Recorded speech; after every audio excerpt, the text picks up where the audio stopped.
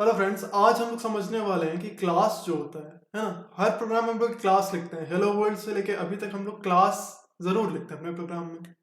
लेकिन आखिर ये क्लास होता क्या है, और क्लास को कहा जाता है कि it is a user defined data type. तो इसका यूज कैसे होता है, मतलब कैसे ये डेटा टाइप है और कैसे इसका यूज किया जाता है, ये सब चीज हम लोग थोड़ा देखने वाले हैं। क्योंकि तुम्हारे सिलेबस में लिखा हुआ है कि क्लास को हम लोग को बताना है कि it is a composite data type. ठीक है, तुमको पता होगा कॉम्पोजिट डेटा टाइप या नॉन प्रिमिटिव डेटा टाइप में तीन ही है, क्लास, एरे, स्ट्रिंग। बाकी सब डेटा टाइप जो है वो प्रिमिटिव है। अब बात ये है कि क्लास जो है वो एक यूजर डिफाइंड डेटा टाइप है, जो कि एक उसके अंदर ना कुछ फंक्शंस रहता है जो कि कहीं ना कहीं यूजर ही, जो प्रोग्रामर है वही बनाता है। तो it is a user defined data type. और चलो अब हम लोग ना थोड़ा देखते हैं कि क्लास को एज अ डेटा टाइप कैसे यूज किया जाता है। तो देखो, ये है क्लास ऐड। ठीक है, ये ऐड क्लास का नेम हो गया। और फिर तुम देखो, इसमें हम लोग कुछ वेरिएबल डिक्लेयर कर रहे हैं। इस ये सब इधर जो बगल में भी लिखा हुआ ना वो भी पढ़ सकते हो, क्योंकि ये तुम्हारे अगला जो हम वीडियो बनाएंगे उसमें भी हेल्प करने वाला है। तो तुमको अगर जानना है कि कौन सा वेरिएबल है, क्लास वेरिएबल, इंस्टेंस वेरिएबल, तो साइड वाला चीज भी पढ़ सकते हो। लेकिन अभी हम लोग देखना चाह रहे हैं कि क्लास जो है वो एक डेटा टाइप कैसे है। ये जो है ना ऐड, ये एक डेटा टाइप है। जैसे इंट एक डेटा टाइप है ना, बिल्कुल उसी तरीके से ये जो नाम है, क्लास का जो नेम है, वो एक डेटा टाइप है। ठीक है, मानो हम अपने प्रोग्राम में ना बहुत सारा डेटास को यूज कर रहे हैं, बहुत सारे डेटास को। कुछ इंटीजर्स है, कुछ डबल है, कुछ फ्लोट है, कुछ स्ट्रिंग है, कुछ इमेज है। कुछ इमेज भी एक डेटा होता है ना, उसका भी डेटा टाइप होता है। डेटा टाइप इमेज का होता है पीआई इमेज। तो इस टाइप से कई सारा डेटास का यूज कर रहे हैं एक क्लास के अंदर। बहुत सारा डेटास का यूज कर रहा है वो प्रोग्राम, क्योंकि वो प्रोग्राम कहीं ना कहीं एक इमेज एडिटिंग सॉफ्टवेयर है ना, इमेज एडिट करता है। तो वो जो चीज है ना अंदर में उस क्लास के, एक्चुअली उस प्रोग्राम में, एक इमेज एडिटिंग सॉफ्टवेयर में, तो या ऐप में बहुत सारा क्लासेस होगा। लेकिन एक क्लास के अंदर तुमको ऐसा मिल जाएगा कि उसमें इमेज डेटा भी यूज हो रहा है, नंबर्स का डेटा भी यूज हो रहा है, अरेज का भी यूज हो रहा है। तो वो सारा जो डेटा मिला के ना एक डेटा टाइप उसका होता है। उन सारे डेटा का एक डेटा टाइप होता है, मतलब वो एक कंपोज करके उन सबको मिला जुला के हम लोग कंसिडर कर सकते हैं कि ये पूरा इस क्लास का डेटा है। और उसका एक डेटा टाइप होता है, और वो डेटा टाइप होता है जो उस क्लास का नेम होता है। तो इसलिए वो एक डेटा टाइप होता है।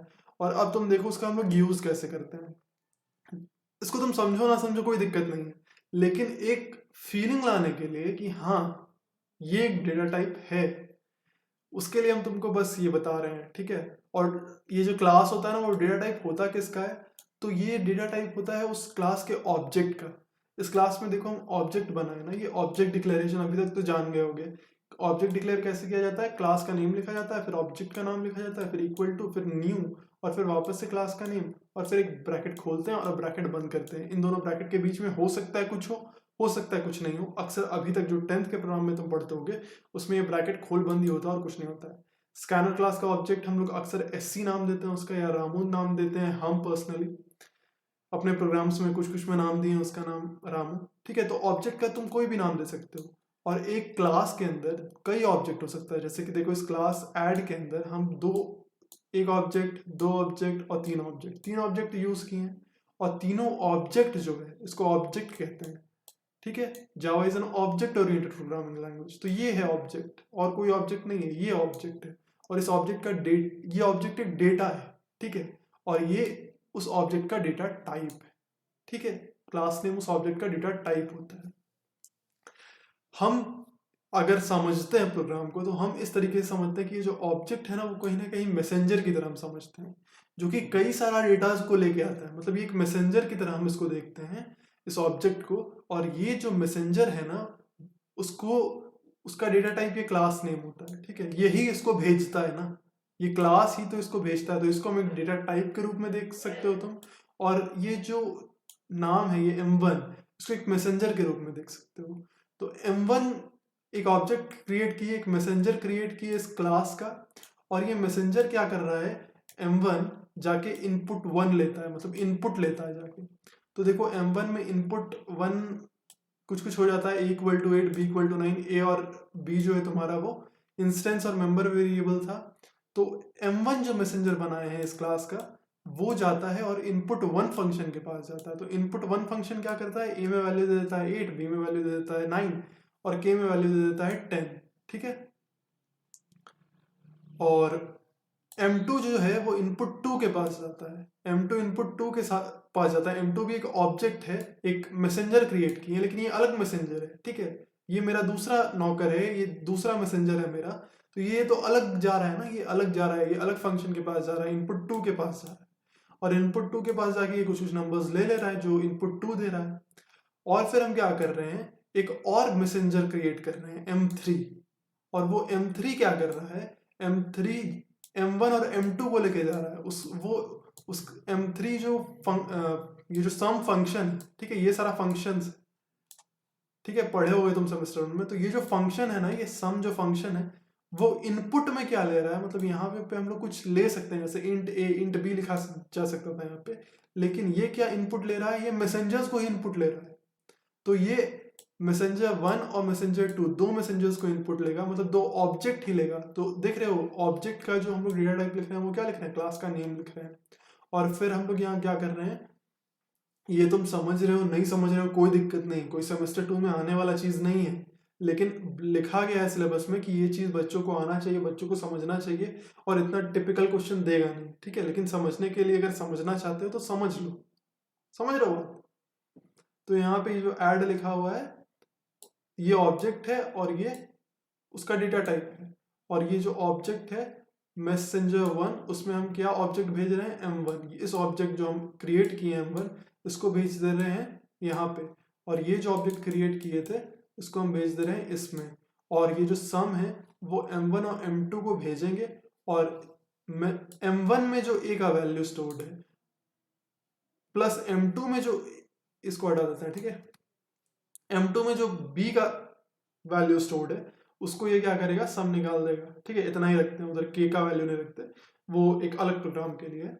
तो चलो ये चीज तुम समझ गए होगे, तो अगर समझे होगा तो ठीक है। ये मेस 1, तो m1 डॉट a का वैल्यू क्या था, देखो m1 में a का वैल्यू था 8, तो 8 आएगा ये वैल्यू। यहाँ पे m1 का जो a का वैल्यू था वो है, वो डॉट करके हम लोग बताते हैं कि m1 में जो a का वैल्यू है। और यहाँ मेस 2 डॉट b की है, मतलब m2 जो यहाँ आ रहा है, तो m2 आ रहा है ना, m2 ही तो भेज रहे हैं यहाँ पे, ठीक है। ये पास वैल्यू हम m2 का कर रहे हैं, तो m2 में m2 जो मैसेंजर गया था इनपुट लेने, तो m2 गया था इनपुट 2 के पास इनपुट लेने गया था, तो m2 के पास तो ये सारा वैल्यू स्टोर होगा ना। m2 में a का जो वैल्यू होगा, जो मैसेंजर m2 है उसको पता है कि a का वैल्यू 17 है और b का वैल्यू 8 है, लेकिन m1 को हम कौन सा इनपुट लेने भेजे थे, इनपुट 1, तो m1 को पता है कि a का वैल्यू 8 है और b का वैल्यू 9 है, ठीक है। तो ये m1 और m2 दो ऑब्जेक्ट है जिसको हम अलग अलग फंक्शन के पास भेजे, तो उन लोग के पास उन लोग को अलग अलग वैल्यू पता है, a का उसको अलग वैल्यू पता है, इसको a का अलग वैल्यू पता है, तो दोनों के लिए a का वैल्यू अलग है और दोनों के लिए b का वैल्यू अलग है। और सम में हम क्या कर रहे हैं, m1 और m2 को ही इनपुट बना के भेज दे रहे हैं, और सम का वैल्यू क्या हो रहा है, m1 जो a का वैल्यू बताएगा वो, और m2 जो b का वैल्यू बताएगा वो, उन दोनों का सम बता दीजिए। तो देखो m1 a का वैल्यू बताएगा 8 और m2 b का वैल्यू बताएगा 8, तो इस फंक्शन का, ऐड फंक्शन का जो आउटपुट आना चाहिए ना वो 16 आना चाहिए, और तुम देखना इसका आउटपुट जो है वो 16 ही आता है, ठीक है।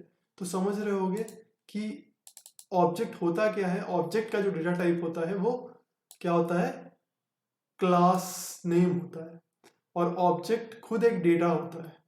तो यही बताना था तुमको इस प्रोग्राम में कि class is a user defined data type, और वो डेटा टाइप है किसका, तो ऑब्जेक्ट का है, ठीक है। तो अगर ये वीडियो अच्छा लगा हो, समझ में आया हो चीज, तो वीडियो को लाइक कर देना, शेयर कर देना, सब्सक्राइब कर देना चैनल को। और अगर नहीं समझ आया हो तो ज्यादा टेंशन लेने का नहीं है, मन करे तो इस वीडियो को दोबारा देख लेना, नहीं तो कोई ज़रूरी नहीं है। सेमेस्टर 2 की कंसिडरेशन में ये बहुत ज़्यादा ज़रूरी नहीं है, बस क्लास का डेफिनेशन अगर तुमको याद है तो काम चलेगा, ठीक है। Okay friends, thanks for watching.